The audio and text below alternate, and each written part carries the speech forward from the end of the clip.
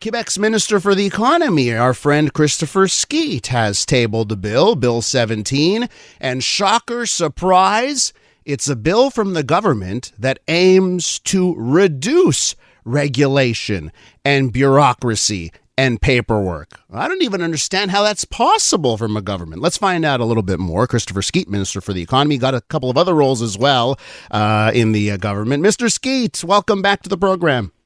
Thanks for having me, Elias. So tell me about, this is your baby. You're very proud of this. This is the first bill you've tabled. This is the first bill that I've tabled as a minister. I did present a private member's bill in the last legislature, but this is a big one for me because it's directly in line with my ministerial responsibilities. And as you said, it's made to make people's lives better. So it's a good one. Okay, so give me the Coles notes here. What are you trying to do with the bill? Who will this affect? So there's 41 legislative modifications that are going to be helping different people do different things. For instance, if you're in the construction industry, we're going to harmonize across Quebec the standard building code, which means, if you have a first aid kit in one city that requires 5 Band-Aids, well, in the other city it requires 7. You no longer have to harmonize your frickin' kit no matter where you are in the city. So it's one of those really annoying things that people had to contend with that we're fixing. So is this an admission that Quebec has too much bureaucracy, regulation, and paperwork requirements? I can confirm to you, like many other jurisdictions, if not all, that Quebec has a bureaucracy and that it gains when we have a retrospective approach to trying to correct that. And that's what this is. Our government promised to present one bill per year to reduce the administrative burden for our businesses. And this is my first one. My colleague before me, Lucie Lecourt, had done the same thing, and there's going to be another one next year. You mentioned the construction thing, but does this apply across all industries? Like, if I'm a small business owner, should I be interested in this? Who else does this apply to? Well, let me give you an example of one of the things that we're doing. For instance, in alcohol, if you're a microbrewer, you weren't allowed to transport your own drinks to a third party or to the SAQ. So, in other words, you couldn't subcontract to some guy to drive a truck with your booze to the SAQ. It had to be you. So what we said was, well, we'd rather you be a microbrewer than be engaged in the transportation business. So what we're saying is you no longer have to do it yourself. You may subcontract that. Or something as silly as somebody who wanted to allow people to taste their alcoholic beverages in, at IGA or at Loblaws. Well, they had to be themselves employed by the company, by the brewer, to taste, to offer people a taste of their product. Now we're saying, well, you know what? IGA can do that for you. They can hire somebody to do that for you. Little things that are huge grievances in the community that people don't see as consumers that are really an increased cost for our business owners. We're with Christopher Skeete, Minister for the Economy, among his various roles in the CAQ government. Just tabled a bill, Bill 17, aiming to reduce, if you can believe it, Quebec bureaucracy. Now, Mr. Skeete, Christopher, we go back from Dawson days. You're Chris for me. So one thing that I think our listeners will sort of, find, one of the reasons why they will find this unbelievable is they look at the CAQ government and it seems like, especially with some recent laws like Bill 96, they've made life more onerous on them, right? You guys have increased the amount of paperwork and bureaucracy that we've got to go through for various things. So, should we really believe, coming from this government, that your intent here is to make life better here for business owners, where in other things, like with Bill 96, you've increased the amount of burdens on businesses to do business? Well, Elias, let's be honest here. I can admit that Bill 96 does create a new burden for people who are business owners in Quebec. We believe that protecting French is worth it. That's the trade-off that we're making. But that doesn't mean that we have to be blind to the other things that we can do to make business life easier in Quebec. For instance, with the bill that I presented yesterday, there's going to be a $5 million immediate effect for businesses and a $7 million recurring benefit for businesses. And it's going to help over 120,000 businesses benefit from, a certain reduction. So On the one side, you're citing Bill 96. I think that's a social issue. I think that's an imperative that we say we want people to speak French, in 100 years in Quebec. And I do admit that creates a certain burden for some businesses. But on the other side, that doesn't mean the government has a responsibility to create a sound economic environment for our businesses. So going forward here, is this going to be something that you focus on? Or should we expect more reductions in paperwork, less bureaucracy? Because it still sounds too good to be true.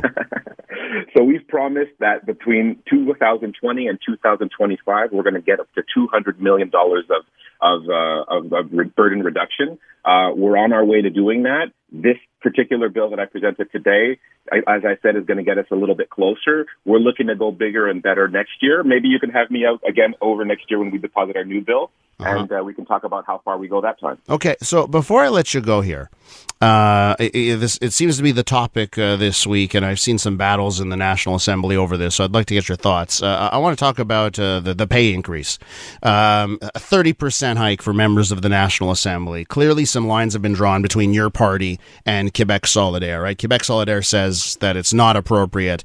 When I threw this out at our listeners over the week, they don't think it's appropriate at a time where so many people are struggling for MNAs to vote themselves a 30% increase.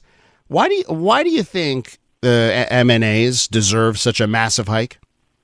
Well, when you look at the timeline over the past 20 years, the average increase in pay for MNAs has been 0.9% per year. If you look at the average collective agreement increases that we've seen, they range between 2.5 and 3% increase per year. And this is something that the National Assembly has been talking about for over 20 years. We're always looking to try and find a way to get politics out of it.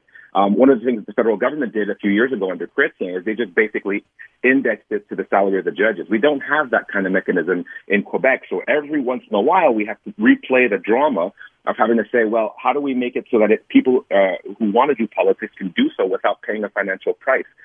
People forget this, but in places as close as Rhode Island, MNAs are not paid to be there. That means that people who are young, people who are just out of school, people who have debt, or people who are not independently wealthy, mostly rich, retired people. But that's not the case here. That's not the case here. This is a six-figure salary right now in Quebec, and you're going to make it $130,000 before we get to the extra benefits and the expense accounts.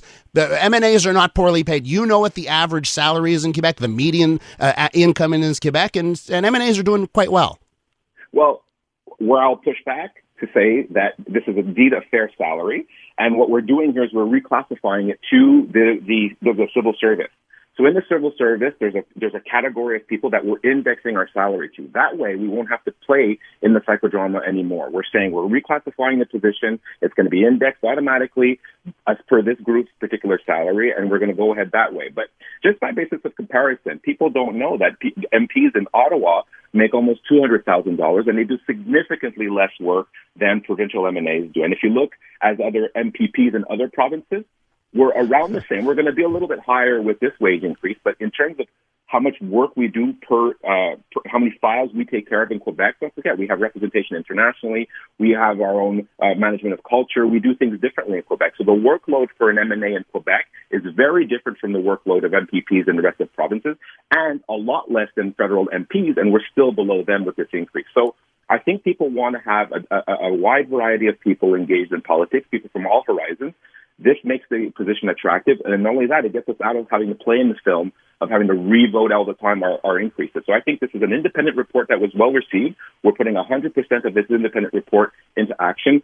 It was completely depoliticized, and we're just going to let it play out, so that way we can get out of this very delicate situation. Do you think that just the number 30, right, instead of 10 or 15, is the issue here, that it's such a large increase in one shot? It's a jaw dropper. Could you have not come up with a lower number here?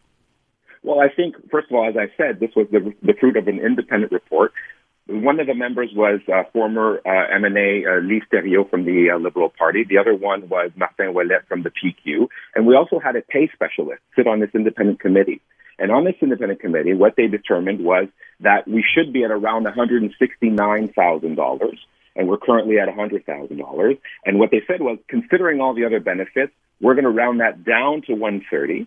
and to give us that amount. But listen, I understand that this is something that's not easy to talk about. When you look at the average salary in Quebec, people are saying this is an increase that seems like it's a lot. But I would just like to remind people that when we have, for instance, a young MNA like Gabriel Nadeau-Dubois, who's the one who's screaming the loudest, someone like that with little or no work experience would never be able to afford not having a good salary and having that kind of a salary in this workplace. For him, he's able to gain, sustainable living, take care of his family, and do politics and follow his passion. We need to pay people appropriately if we want to have quality candidates in politics. And if we want good decisions, we need to attract quality people.